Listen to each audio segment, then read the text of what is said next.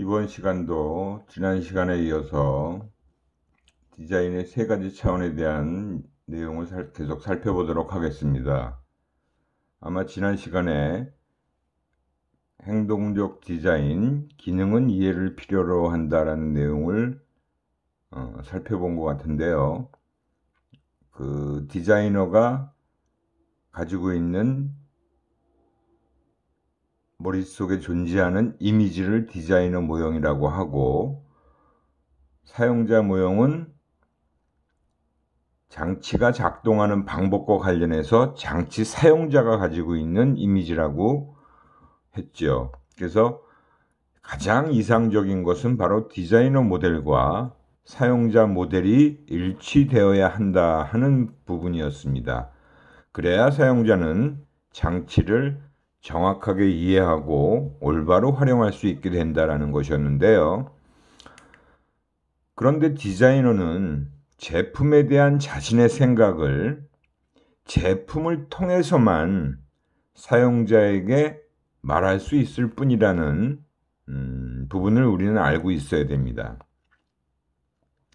이런 이유 때문에 디자이너와 사용자 간에 이루어지는 의사소통은 바로 물리적인 형태의 제품이 가지고 있는 정보, 즉 시스템 이미지를 통해서만 가능하다라는 것입니다.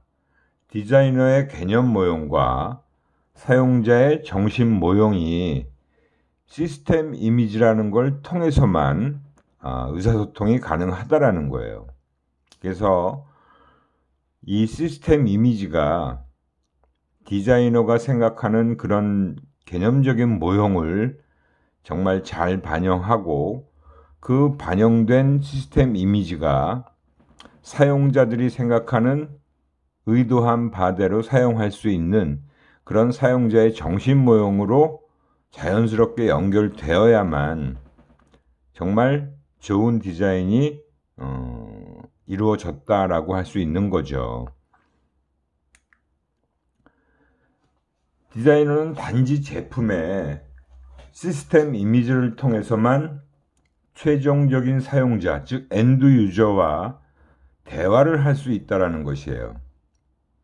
그래서 디자이너는, 정말 훌륭한 디자이너는 최종 디자인의 시스템 이미지를 통해 올바른 사용자 모형을 제공해 줄 수 있도록 만들어야 된다는 것입니다. 그 시스템 이미지가 정말 제대로 잘 이루어졌는지, 올바르게 잘 만들어졌는지를 판단하기 위한 유일한 방법은 프로토타입을 개발하고, 그 원형이라고 하는 것이죠. 사용자가 그것을 어떻게 사용하는지를 관찰하는 실험을 해보는 것이 바로 확인할 수 있는 유일한 방법이라고 할 수 있어요. 그래서 대부분의 디자이너는 좋은 시스템 이미지가 제품의 기능에서 나타나도록 만들어야 되고요. 가장 우리가 쉽게 예로 살펴볼 수 있는 게 워드 프로세서의 눈금자와 여백 조정 기능이라고 하는 부분이 가장 좋은 예라고 할 수 있습니다. 우리가 워드 프로세서에 보면 그 A4 용지 위에 보면 눈금자가 표시가 되어 있고요. 그리고 여백 조정 기능이라는 것도 편집 기능에 가면 다 할 수 있게끔 되어 있죠. 그런 것들이 바로 만들어 놓은 이유가 사용자가 자기가 의도한 대로 사용하기 편리하게끔 그렇게 만들어 놓은 것이죠. 디자이너가 그렇게 디자인을 해서 제품의 기능에서 그런 것들이 발휘될 수 있도록 만들어진 것이라고 볼 수 있어요.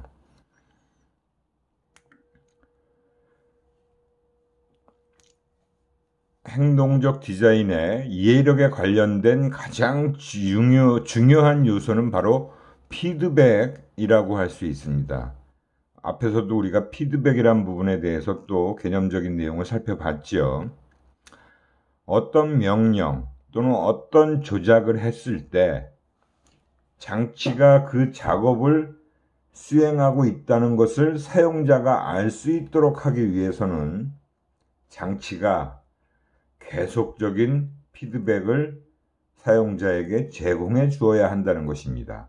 즉, 사용자가 어떤 조작을 가했을 때 그 제품이, 그 장치가 제대로 잘 작동되고 있다는 것을 사용자가 알 수 있도록 사용자가 알고 있어야 된다는 거죠. 그래서 그거는 바로 그 장치가 계속적인 피드백을 나타내 주면 사용자는 이게 지금 제대로 작동되는구나. 내가 이렇게 작동시켰는데 내가 시킨 대로 제대로 작동되어지는구나 라고 알 수 있게 해줘야 된다는 거예요. 정확한 피드백을 주기 위해서 현재 무슨 일이 진행되고 있고 아직 수행되지 못한 일이 무엇인지를 정확하게 표시해 주어야 한다는 것입니다. 즉, 그 작업의 진행 상황을 나타날 수 있게 그 제품이 표시해 줄 수 있게 만들어 줘야 된다는 거죠. 만약에 그 사용자가 그 제품을 작동시키고 있는 현재 상황을 쉽게 이해하지 못하게 되면 이게 제대로 지금 작동되는 건가? 잘 되고 있는 건가? 아닌가? 하는 불안감을 느끼게 되고 또 좌절과 통제 불능감을 느끼게 되면 초조함과 같은 부정적인 감성을 경험하게 되죠. 그래서 바로 이게 뭔가 잘못됐구나. 이거 내가 제대로 잘못 작동시키고 있구나. 그래서 통제 불능과 이해력의 부족이 지속된다면 결국은 사용자 입장에서는 화가 날 수밖에 없잖아요. 그죠? 뭐가 잘못됐지? 난 제대로 한 것 같은데 뭐가 잘못돼서 이렇게 잘 작동이 안 되고 있는 거지? 근데 그것을 명확하게 사용자가 잘 모른다면 화를 낼 수밖에 없죠. 그래서 사용성이라고 우리가 얘기하는 부분은 제품이라는 것은 요구사항을 수행해야 하고 이해가 가능해야 하며 반드시 사용 가능해야 한다는 것입니다. 그런데 일상생활에서 사용하는 대부분의 제품들은 수년간의 연습 기간을 요구하지 않는 것 같습니다. 이 얘기는 무슨 얘기예요? 보통 우리가 사용하는 그런 대부분의 제품들은 연습 기간이라는 것을 요구하지 않잖아요. 그죠? 이 얘기는 누구라도 매주 신제품이 출시될 때마다 그 제품의 사용법을 배우기 위해서 시간과 노력을 얼마나 투자하겠느냐 하는 부분입니다. 실질적으로 여러분들도 신제품을 구매하게 되거나 어떤 제품이 나와서 사용하게 될 때 그 신제품에 대한 사용법을 막 새로 배우려고 거기다가 많은 시간이나 노력을 투자하는 사람은 거의 없잖아요. 그래서 누구라도 신제품을 손쉽게 사용할 수 있게 해줘야 된다는 얘기겠죠. 잘못된 디자인은 잦은 실수를 일으키게 되고 그때마다 사용자는 디자이너가 아닌 자신을 부끄럽게 생각한다는 거예요. 사용자가 사용하다가 자꾸 뭔가 오류가 되고 작동이 멈추고 그럴 때마다 사용자가 이거 디자이너가 잘못 만들어 놓은 거야 라고 생각하지 않고 작동을 잘못 시킨 자신을 자꾸 부끄럽게 생각한다는 것이죠. 실수라는 건 금전적 피해뿐만이 아니라 오히려 상해를 당하거나 사고를 일으킬 수도 있고 죽음까지도 이르게 할 수 있다는 겁니다. 물론 우리가 쓰고 있는 일상용품이나 일상적인 그런 제품들에서는 이렇게 큰 사고가 나는 경우는 그렇게 많지는 않지만 산업 현장에서는 그런 일들이 많이 일어날 수 있죠. 우리는 이미 제품을 어떻게 디자인해야 기능적이고 이해하기 쉬우며 편리한지를 알고 있기 때문에 사실 그런 실수를 하게 만드는 디자인은 더 이상 용납될 수 없다라는 것이에요. 다양한 사람들이 일상생활과 관련된 다양한 제품들을 사용하고 있는데도 사실 제품 디자인 과정에서 그러한 점들에 대해 전혀 고려되지 않고 있다는 것이 가장 큰 문제일 수 있다는 거죠. 그만큼 사용자의 여러 가지 생각이 디자이너가 디자인을 할 때 반영되지 않고 있다라고 봐야겠죠. 또 디자이너가 디자인을 하면서 그런 최종적인 사용자의 사용 습관이나 일반적인 사용자들의 사용 상황에 대해서는 전혀 고려가 되지 않고 있다는 거예요. 물론 생각은 어느 정도 할 수 있겠지만 그런 것들을 정말 철저하게 분석하고 이해하려고 노력하는 디자이너가 그리 많지 않다라는 것들이 바로 문제점으로 나타나고 있다라는 거죠. 제품의 사용 형태는 광고나 또 각종 상업용 홍보물에 의해서 제공되는 것이 아니고 그 자체로 존재하기 때문에 제품 평가에서 매우 중요한 평가 대상이 된다라고 할 수 있습니다. 제품이 얼마나 잘 작동되는지 또는 기능을 이용하면서 사용자가 얼마나 만족감을 느끼고 있는지가 사실 굉장히 중요한 관건이 될 수 있는 사항이죠. 좌절을 경험한 사용자는 행복하지 못한 사람 중에 하나가 될 수 있기 때문에 사용자 중심의 디자인 원칙의 결과는 디자인의 행위적 단계에서 발현될 수 있는 것입니다. 그러니까 디자인의 행위적 단계, 우리가 행동적 디자인이라고 하는 그 부분은 사용자 중심의 디자인 원칙의 결과가 나타나야 된다는 것이죠. 모든 사람을 위한 디자인이라고 하는 유니버설 디자인은 어려운 목표지만 분명 시도해 볼 만한 가치가 있는 것이라고 할 수 있어요. 그래서 최근에는 유니버설 디자인에 대한 관심이 굉장히 많이 있습니다. 그러니까 사실 모든 사람이 다 그렇게 사용하기 편하게 만든다는 건 사실 불가능하다라고 앞에서도 말씀드렸죠. 하지만 가급적이면 모든 사람이 그래도 다 사용하기 편리하게 만들어 보는 시도는 해볼 만한 가치가 있다는 거예요. 보편적 디자인 철학에 의하면 장애인들을 위한 제품을 디자인했을 때 결국 일반인들에게도 좋은 디자인으로 생각되어질 수 있다는 것이에요.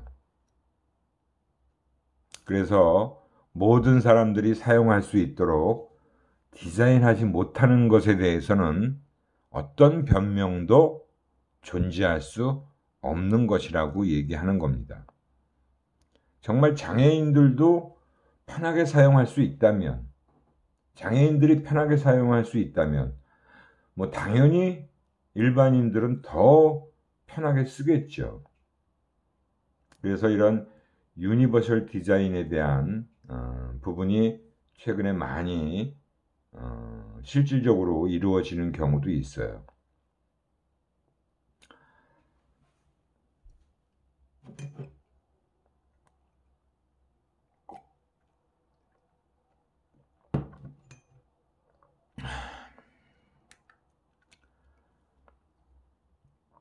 그리고 행동적 디자인에서 또 물리적인 느낌이라고 하는 내용에 대해서 좀 살펴보겠는데, 사실 훌륭한 디자이너라고 하면 제품의 물리적인 느낌에도 관심이 사실 많습니다. 물리적인 감촉과 느낌 때문에 일반적으로 우리 사람들은 디자이너의 창작물에 대해서 매우 다른 평가를 내리기도 한다는 것이에요. 제품을 작동시키면서 느낄 수 있는 부드러움 또는 세련된 금속의 느낌, 보들보들한 가죽의 느낌 또는 딱딱한 느낌 등을 통한 즐거움을 한번 생각해 보자는 거죠. 여러분들도 다 경험해 봤을 만한 그런 즐거움들이라고 볼 수 있어요. 감촉과 느낌이라는 것은 제품에 대한 행위적인 평가 부분에서 주요한 판단 근거가 될 수 있다는 것입니다. 너무 많은 고도의 기술로 인해서 실제 물리적인 제어와 실제 제품을 컴퓨터 화면을 통해 만지거나 마우스로 조작할 수 있게 하였습니다. 그런 것들이 다 가능해진 거죠. 그게 이제 3D 그래픽이다라고 해서 그런 것들을 다 실제 컴퓨터를 통해서 가능할 수 있었고, 지금은 또 3D 프린터까지 나왔잖아요. 그죠? 3D 프린터는 완전히 제품을 평면으로 프린트아웃 해주는 게 아니고 완전히 그 제품 자체를 입체 모형의 제품을 그대로 재현시켜 주는 게 바로 3D 프린팅 기술이죠. 그래서 일부 3D 프린팅 기술로 자동차도 그대로 만들어낼 수 있고, 그러니까 요즘은 훨씬 더 아마 디자이너의 그런 생각이나 의도 같은 것들을 구현해 보는 것이 예전과는 달리 훨씬 더 가능해졌다고 볼 수 있겠죠. 물리적인 객체를 조작하는 모든 즐거움은 이미 사라져가고 있으며 단지 제어감만이 남아있을 뿐이다라는 부분이에요. 그래서 그 sense of control, 제어할 때 느끼는 그런 감각들, 그런 부분들이 남아있을 뿐인데, 그렇지만 물리적 느낌은 아직도 중요한 요소라고 할 수 있다는 것이죠. 만일 이런 행동적 디자인이 만약에 잘못된다면 어떤 일이 벌어질까요? 행동적 디자인이 잘못된 경우는 일단 사용자들에게 좌절감이라는 것을 맛보게 한다는 것이에요. 그리고 사용자의 명령에 불복하면 디자인을 위한 디자인이 되기 쉽다라는 거죠. 그리고 잘못된 피드백을 제공해 주면서 완전히 사용자를 무시하게 되는 일이 벌어지는 겁니다. 그러니까 행동적 디자인이라는 부분은 철저하게 사용자들이 사용하면서 좌절감, 그 다음에 디자인을 위한 디자인, 그리고 잘못된 피드백을 제공해주고 사용자를 철저히 무시하게 되는 그런 일들이 벌어지게 되는 거예요. 결국 잘못된 디자인은 제품을 사용하려고 하는 사용자에게 엄청난 좌절감을 느끼게 할 수밖에 없는 거죠. 그리고 또 그러한 좌절감으로 인해서 사용자들은 그 제품을 통해서 그 제품에 대해 분노를 느낄 수밖에 없겠지요. 그리고 분노를 표출하게 되는 수밖에 없는 거예요. 근데 결국 그러한 분노를 표출해도 그러한 분노에 대해서 그 어느 누구도 사죄를 하는 사람은 없지요.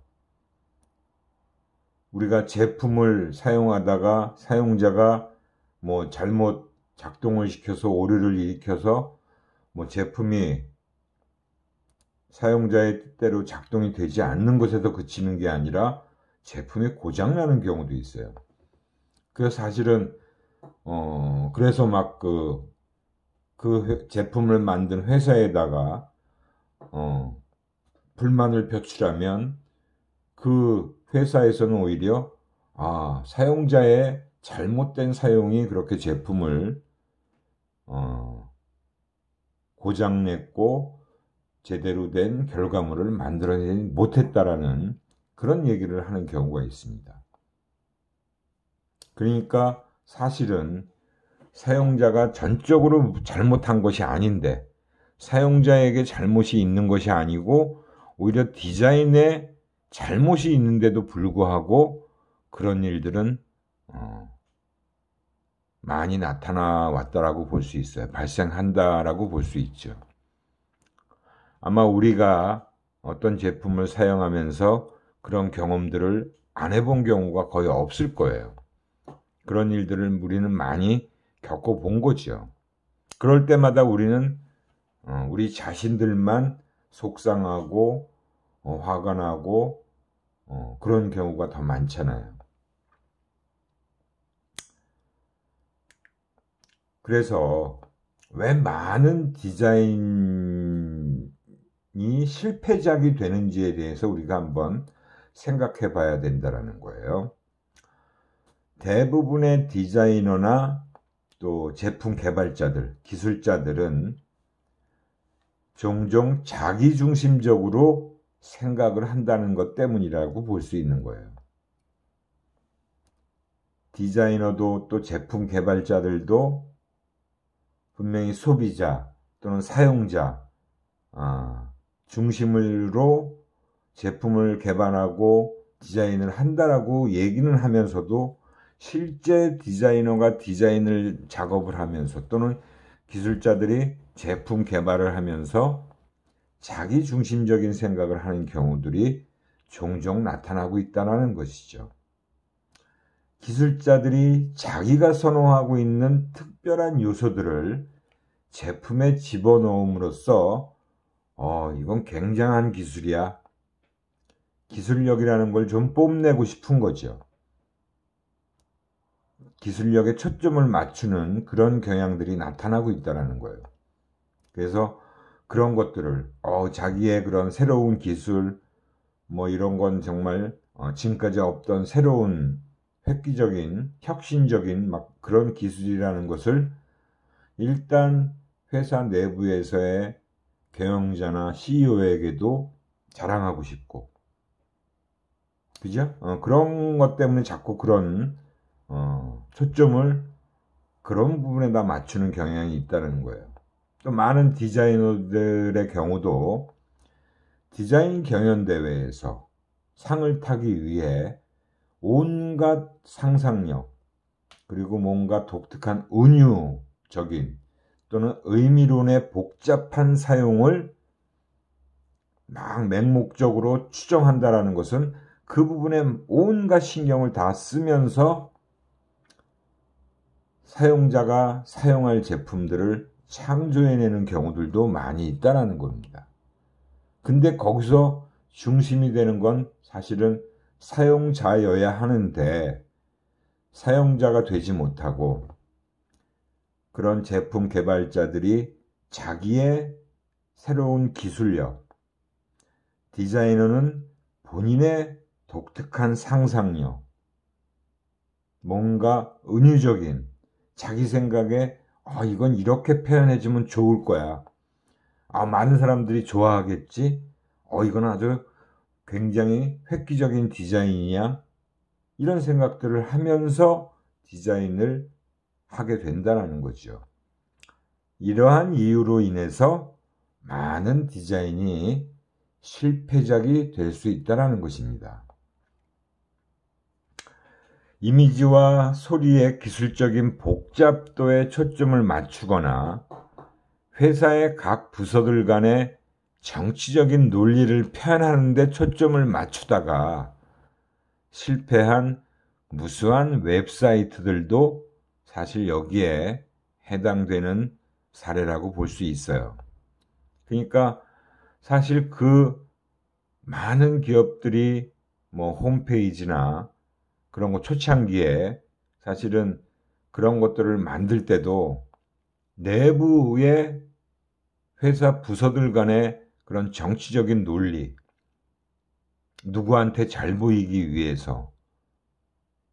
근데 그거를 사용할 사람은 사실은 일반 고객들인데, 일반 사용자들인데, 일반 사용자들이 쓰기 편하고 사용하기 쉽고 그런 거에 초점을 맞추어서 웹사이트를 설계하지 않고 회사 내부에 있는 많은 여러 가지 것들에 신경을 쓰면서 설계들을 했다라는 거죠. 그런 사례가 초창기에 꽤 많았습니다. 물론 지금은 많은 부분이 다 소비자 중심적으로, 사용자 중심적으로 작업들을 하고 있는 것도 사실이에요.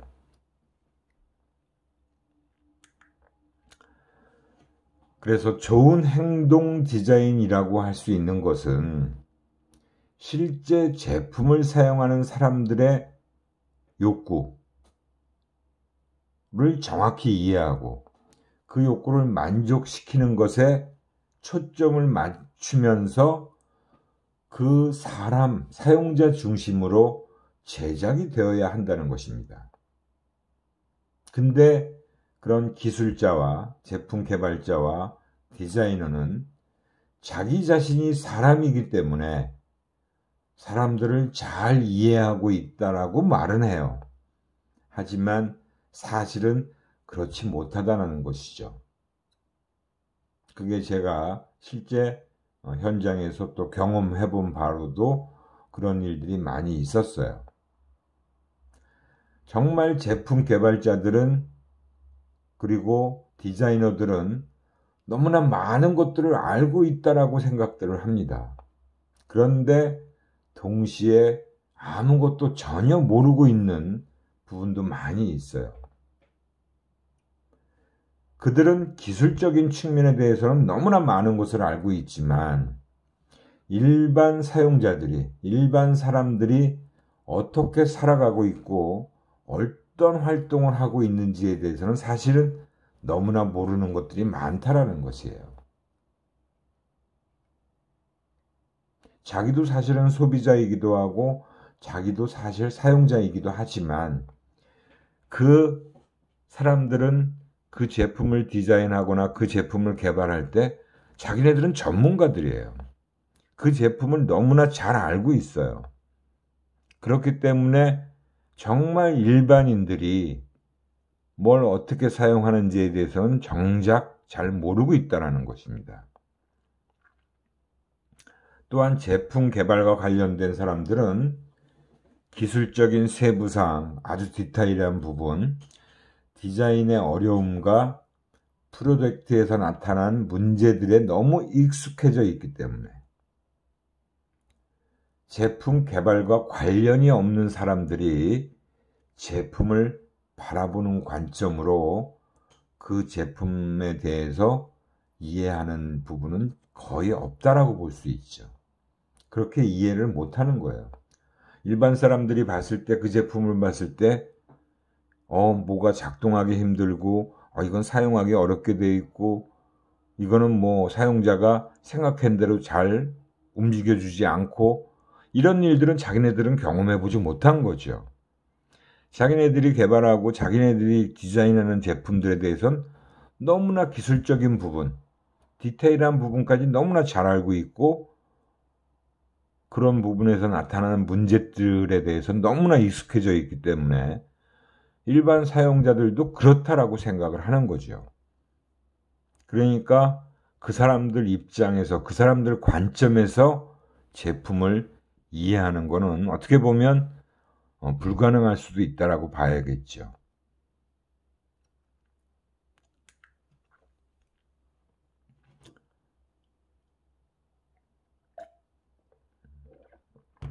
그래서 훌륭한 행동 디자인은 제품이 완성된 단계에 적용되는 것이 아니라 제품이 만들어지기 이전 단계부터 시작해서 제품 디자인의 모든 절차, 모든 과정에서 사실은 기본 바탕이 되어야 한다는 것입니다. 사용 상황에서 사람들이 하게 될 행동에 대한 연구를 하고 그 결과를 바탕으로 토대로 해서 사용자의 요구사항을 이해함으로써 훌륭한 디자인 작업이 시작되게 될 수 있다는 것이에요. 이게 어떻게 보면 가장 중요한 출발점이 되는 거죠. 사용 상황에서 일반 사람들이 과연 어떻게 행동을 할지, 어떻게 사용을 할지에 대한 연구부터 정확하게 해야 된다는 거죠. 그리고 그러한 연구를 하고 그 분석한 결과를 토대로 사용자들이 요구하는 사항들은 이러이러한 부분에서 이런 것들이 있구나 라는 것을 정확하게 이해한 후에 디자인 작업이 시작돼야 된다는 것입니다. 그리고 디자인 작업에 들어가서 프로토타입이라는 것을 만들어서 사용자에게 반복적으로 이용하게 한 후에 그 평가를 받고 그렇게 분석해서 정말 사용자들은 이러한 요구사항을 가지고 있다는 생각을 가지고 디자인을 했다고 하더라도 우선 처음 만들어진 그 원형, 프로토타입을 가지고 시제품 상태에서 사용하게 해보는 거예요. 그리고 그 원형에서 사용자들이 이런 건 좀 이렇게 됐으면 더 좋았을 텐데 라고 하는 것들이 분명히 나올 거예요. 그래서 그런 평가 과정을 통해서 계속 수집된 정보로 디자인 절차 과정에 계속해서 반영시켜줘 나가야 되는 거죠. 계속 수정 보완 작업을 해야 된다는 것입니다. 그래서 제품이 완성될 때까지는 사용 전반에 관련된 모든 평가 작업이라는 것이 수행돼야 되는 거죠. 그리고 마지막 평가 작업에서는 단지 구현된 제품에서 발생할 수 있는 작은 오류를 찾아내는 수준에서 작업이 진행돼야 된다는 것입니다. 이러한 작업들이 반복적으로 이루어져야 되고 전 과정에서 사실은 다 반영이 돼야 된다는 것이죠. 그래서 이러한 반복적 디자인 과정이 바로 효율성을 극대화한 사용자 중심의 디자인이라고 할 수 있는 겁니다. 이게 바로 사용자 중심의 좋은 행동 디자인이 완성될 수 있다는 것이죠. 우리가 지금까지 이제 행동적 디자인 중심으로 쭉 살펴봤어요. 사용성과 관련된 얘기를 중심으로 해서 그 다음 차원, 마지막 차원이 바로 반성적 디자인이죠. 사실은 반성적 디자인이라는 것은 방대한 영역에 걸쳐 있다라고 얘기를 합니다. 그것이 바로 방대한 영역이라고 하는 것은 메시지에 대한 것일 수도 있고 문화에 대한 것일 수도 있고요. 제품이나 제품 사용에 관련된 의미에 대한 것까지 모든 것들을 포함하고 있다는 것입니다. 그러니까 이 반성적 디자인이라는 것은 사용자가 그 제품에 어떤 의미를 가지게 되는지 그리고 기억 속에 형성되어 있는 제품의 의미에 대한 것들이 다 관련되어 있다고 보시면 돼요. 그러니까 이것들은 사실은 문화권에 따라서 다를 수도 있고요. 또 그 제품이 주고 있는 어떤 의미에 대한 것들도 사실은 다 사람마다 다를 수 있잖아요. 달라질 수 있고요. 그리고 그 제품과 관련된 여러 가지 기억들도 개인들마다 다 차이가 있습니다. 그래서 반성적 디자인의 또 다른 영역이라고 하는 것은 그 제품에다가 자기 이미지 또는 자기가 소유한 제품을 통해서 다른 사람들에게 전달하고자 하는 메시지에 관한 것들도 해당될 수 있어요. 그러니까 자기의 어떤 컨셉, 우리가 셀프 컨셉이라는 거, 셀프 이미지라는 거, 어떤 제품을 통해서 자기 이미지를 표출하고 싶은 사람도 있고, 자기가 그걸 소유하고 있다는 것만으로도 나 이런 사람이야 라는 것을 다른 사람들한테 알리고 싶은 그런 부분도 있죠. 예를 들면 뭐 사람들이 입고 있는 옷, 의상과 또 양말 색상이 잘 어울리는지, 또는 의상이 어떤 장소에 적합한 의상인지, 이런 것들과 같은 생각을 하게 되는 순간 바로 당신은 반성적인 자신의 이미지에 관심을 갖고 있다라고 볼 수 있는 거예요. 사람들은 바로 자기 자신과 자신이 관심에 있는 것에 대해서는 나름대로 논리를 만들어내기도 하고요.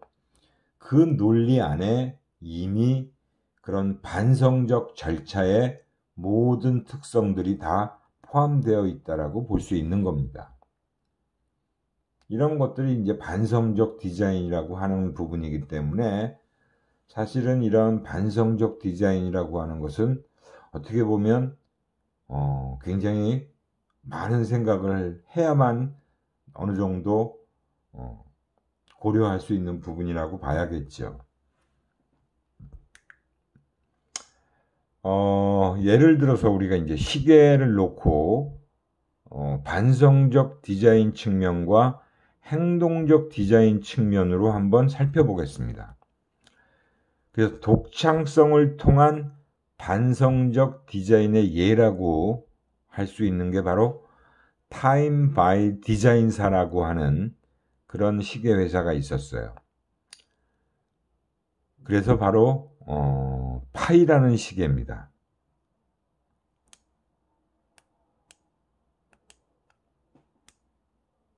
이 파이라고 하는 시계는 아주 독특하게 생겼죠. 이게 무슨 시계인가 할 정도로 정말 아주 독창적인 그런 가치를 보여주는 시계라고 할 수 있어요. 그러니까 시간이라는 것을 독창적으로 표현하고 있다는 점이 이 시계의 가장 뛰어난 가치라고 할 수 있다는 거죠. 현재 시간은 몇 시를 가리키고 있는지를 한번 우리가 잘 살펴보면 4시 22분 37초라는 거예요. 이게 다 요 검정 거목에 표시된 4개의 그 부분이 시간을 얘기하는 거고요. 그리고 이렇게 해서 쫙 이렇게 원형으로 된 테두리를 보여주는 게 분이지요. 그리고 요게 초를 가르치는 초침이라고 보시면 됩니다. 그러니까 이거는 조금 신경을 써서 봐야지만 정확한 시간을 알 수 있겠죠. 재미있으면서도 많은 것을 생각할 수 있도록 일반 시계와 손목시계 속으로 예술과 시간 안내를 넣을 수 있는 새로운 시간 표현 방법을 창조해낸 것이 바로 이 타임 바이 디자인사라는 회사의 목표라는 것입니다. 사실 이 시계는 시간을 알려주는 장치이며 동시에 사용자에 대해 많은 것을 설명해 줄 수 있는 장치라고 볼 수 있죠. 그죠? 그러니까 정말 아주 독특하게 디자인된 시계라고 볼 수 있어요. 근데 이 옆에 있는 사실은 우리가 흔히 예전에 이미 많이 보아왔던 카시오라는 전자회사에서 만든 전자시계죠. 이건 아주 기능성이 뛰어난 시계죠. 그래서 순수한 행동 디자인의 사례로서 바로 이 카시오의 G-SHOCK이라는 전자시계를 보여주는 겁니다. 그러니까 앞에 있는 이 시계는 사실은 굉장히 반성적인 디자인의 사례의 전형적인 제품이라고 보고요. 이 카시오의 G-SHOCK이라고 하는 정말 사용성을 그냥 높인 그런 어떤 순수한 행동 디자인을 아주 잘 구현해준 손목시계라고 사례를 들어놓은 거예요. 그러니까 이 시계는 비록 신망과 지위와 같은 반성적 디자인의 가치는 낮다고 봐야겠죠. 그리고 아름다움이라는 요소도 갖추지 않고 있죠. 하지만 효율적이면서 효과적이라고 하는 순수한 행동 디자인을 잘 구현해낸 손목시계라고는 할 수 있습니다. 그죠? 이건 뭐 누가 봐도 시간, 분 바로 우리는 알 수 있어요.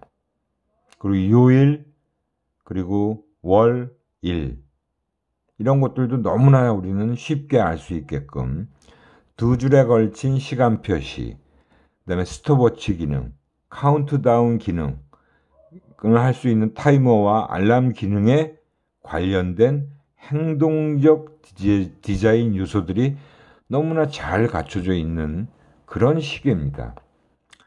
가격은 아주 저렴하면서도 사용하기 편리하고 한치의 오차도 없는 그런 시계잖아요. 그죠? 그러니까 뭐 지금도 이러한 시계는 나오고 있죠. 근데 우리가 앞에서 본 이러한 디자인으로 이루어진 시계는 정말 가끔가다 볼 수 있는 그런 시계라고 봐야겠죠. 이 두 시계를 한번 우리가 이제 비교해 보는 거예요. 반성적 디자인이라는 측면과 행동 디자인의 측면에서 보면 먼저 타임 바이 디자인사의 제품은 시간을 어떻게 알 수 있는지 반드시 설명을 해줘야 할 만큼 시간을 표시하기 위한 독특한 방법을 사용했다라는 것이 아주 특징적인 거죠. 그래서 그런 측면에서 반성적인 기쁨이라는 것을 제공해주고 있다는, 그만큼 생각을 유하게 했잖아요. 그죠? 그것뿐만이 아니라 독특한 화면 구성을 통해서도 사람들한테 꽤 어필을 해주는 부분이 있어요. 그래서 본능적인 매력도 제공해준다라고도 볼 수 있습니다. 사실 시간을 알아보는 데는 또 시간을 설정하는 것도 힘들어요. 시간을 바로 알아보기도 힘들고 시간을 설정한다는 것도 굉장히 어렵지만 시계를 자랑한다든지 시계가 제공하는 기능을 설명하면서 사람들한테 얻을 수 있는 반성적인 즐거움이라는 것은 그 어떤 어려움보다도 더 가치 있는 일이라고도 볼 수 있다라는 거예요. 그런 시계를 차고 사람들 앞에 나타났을 경우에 사람들이 이건 뭐야? 이건 지금 시계야? 근데 이거 시간을 어떻게 보는 거야? 몇 시를 가리키고 있는 거지? 그걸 막 사람들한테 자랑스럽게 설명할 수 있다라는 거죠. 이거는 이렇게 보는 거야. 이건 몇 시, 몇 분, 몇 초라는 걸 당연히 이렇게 설명해 주면서 사람들한테 아주 독특한 시계라는 것을 자랑스럽게 이야기할 수 있다라는 거예요. 근데 그 반성적 디자인의 정반대의 사례로 제시한 카시오 시계는 뭐 본능적 또는 반성적 디자인의 어떤 특성도 갖추지 않고 있다는 거죠. 단순히 행위적 단계의 디자인을 강조하는 실용적인 시계라고 볼 수 있는 거예요. 사실 이 시계는 뭐 특별한 매력이라는 부분은 갖고 있지 않지요. 그러면서 비싼 시계보다 오히려 저렴한 가격에 더 훌륭한 기능은 훨씬 더 많이 갖추고 있어요.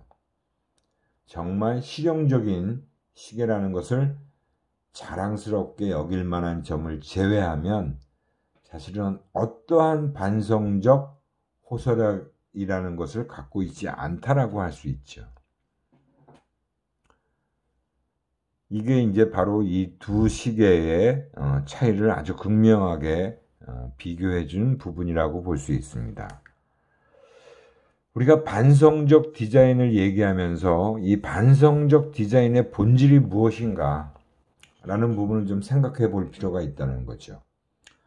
스위스의 그 시계 회사인 스와치사는 여러분들도 잘 알고 있는 시계 회사지요.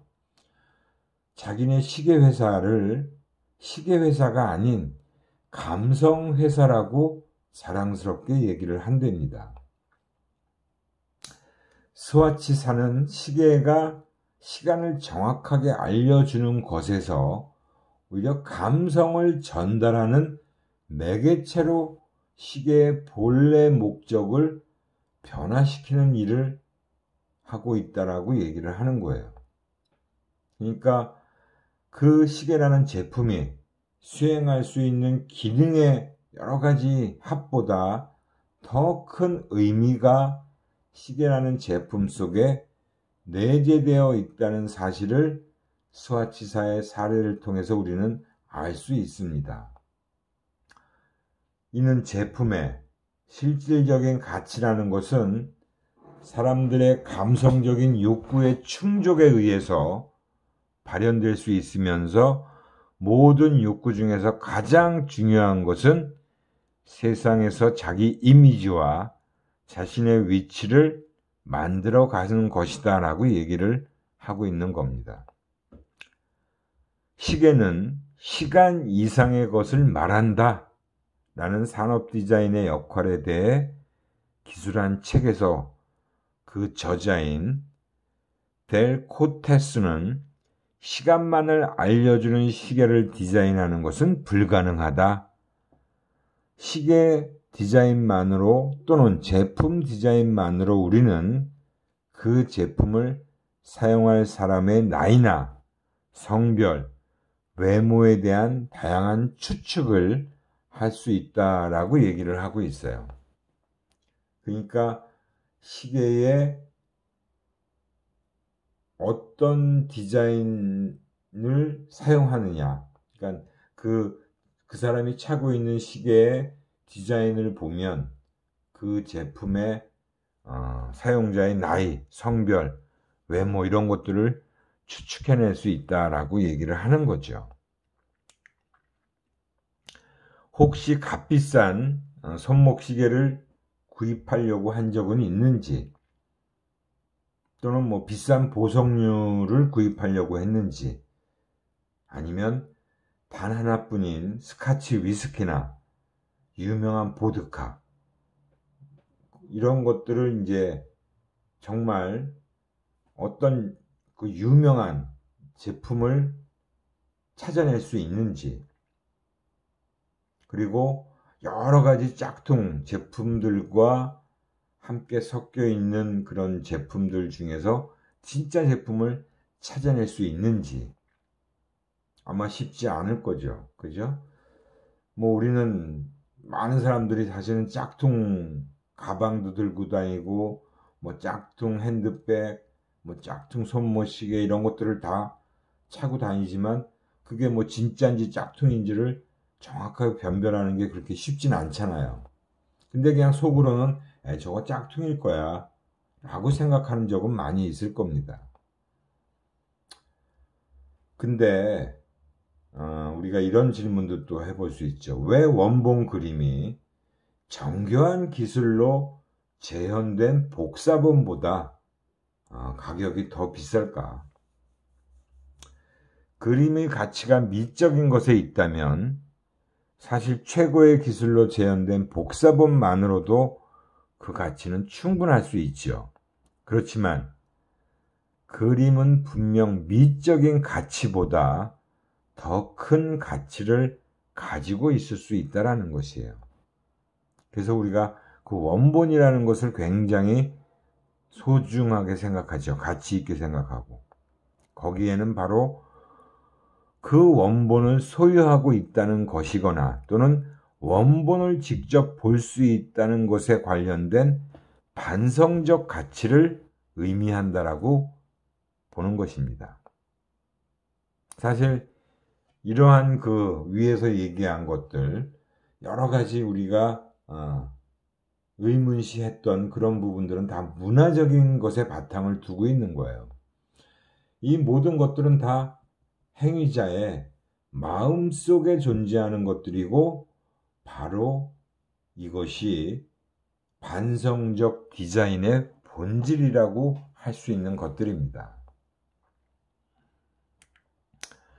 그래서 반성적 디자인의 본질이라는 것은 매력은 본능적 단계에서 나타나는 현상이고 반응은 사물의 외형에 전적으로 달려있다라고 할 수 있죠. 근데 우리가 일반적으로 얘기하는 아름다움이라고 하는 것은 반선적인 단계에서 도출되는 것이라고 볼 수 있어요. 아름다움은 외형 속에 숨겨져 있는 내면의 모습에서 볼 수 있고 의식적인 반응과 경험을 통해서 나타나는 것일 수 있다는 것이죠. 그리고 아름답다라고 하는 것은 지식과 학습 그리고 문화에 의해서 영향을 받는 것입니다. 외형이 매력적이지 않더라도 사실은 즐거움은 줄 수 있다는 것이죠. 그래서 우리가 불협화음의 음악이 오히려 아름답게 들릴 수도 있고 또 어떻게 보면 굉장히 못난 것을 추구하고 있는 예술도 아름다울 수 있다라고 하는 것입니다. 사실은 여러분들이 피카소의 작품을 보면서 이게 무슨 뭘 그린 거지? 막 정말 해괴망측한 그림을 보면서도 사람들은 그걸 아름답다라고 얘기를 하는 거예요. 내가 볼 땐 사실 전혀 아름답진 않은데도 뭐 그런 것들도 사실은 아름답게 다 표현이 되고 있다는 것이죠.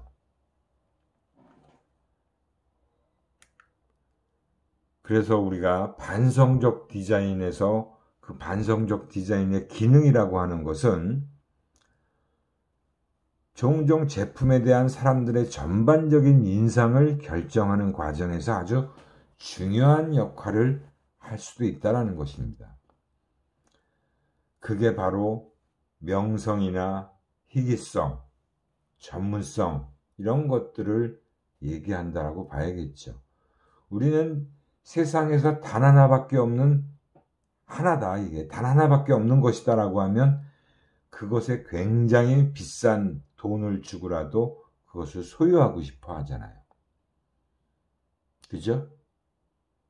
그런 어떤 희귀성, 뭐 유명한 명성, 아주 전문적인 특성, 뭐 이런 것들에 대해서 이 점에서 당신은 제품의 전반적인 매력과 제품을 사용했을 때의 경험에 비추어서 다시 한번 그 제품에 대해서 생각해 볼 수 있다라고 보는 거죠. 제품에 대한 전반적인 영향력은 반성적인 측면과 재평가를 통해서 사실은 반영된 결과로 나타나는 것입니다.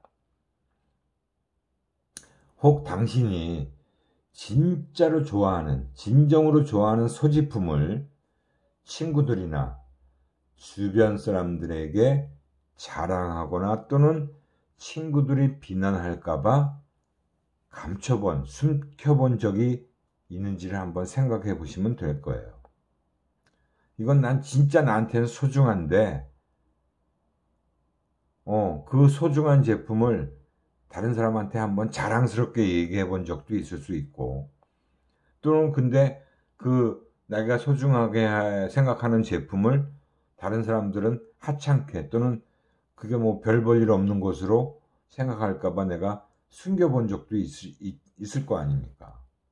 이런 것들이 어떻게 보면 다 반성적인 디자인이라고 할 수 있는 것들이에요.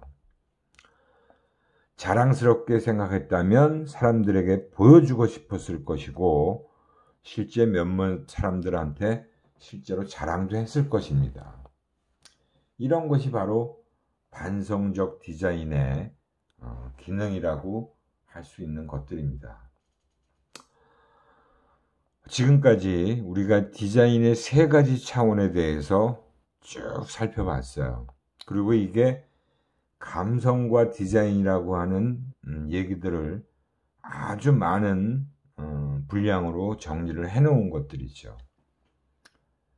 우리 인간이 가지고 있는 그런 감성적인 측면들, 근데 디자인에는 본능적인 측면, 행동적인 측면, 반성적인 측면, 이 세 가지가 사실은 적절하게 조화롭게 잘 어우러져야 된다는 겁니다. 그 제품이 어떤 제품이냐에 따라서 물론 비중들은 달라질 수 있겠지요. 그래서 제품마다 어느 측면을 더 신경을 많이 써야 되는지, 그러면서도 일반적으로 보편 타당한 그런 유니버셜한 디자인은 추구해야 될 가치가 있는 부분도 분명히 있다라는 것도 생각을 해야 되고요. 또 우리가 이렇게 마지막에 살펴본 반성적 디자인의 측면에 대해서도 생각을 해봐야 된다는 것입니다. 이렇게 해서 우리가 장시간에 걸쳐 이런 감성과 디자인에 대해서 쭉 살펴봤어요. 이 세 가지 차원이라는 부분이 디자인을 할 때 굉장히 중요하게 생각해 봐야 되고 고려해야 될 요소라는 것은 분명히 우리가 알 수 있는 그런 내용들이었을 거라고 생각합니다. 혹시 질문사항이 있으시면 그 질문 코너에 반드시 좀 올려주시고요. 이 정도로 해서 우리 일단 내용을 마치도록 하겠습니다. 예, 장시간에 걸쳐서 많은 내용을 설명한 부분을 좀 수강하시는 부분 때문에 수고를 많이 하셨고요. 다음 시간에 또 뵙도록 하겠습니다. 예, 이걸로 마치도록 하겠습니다.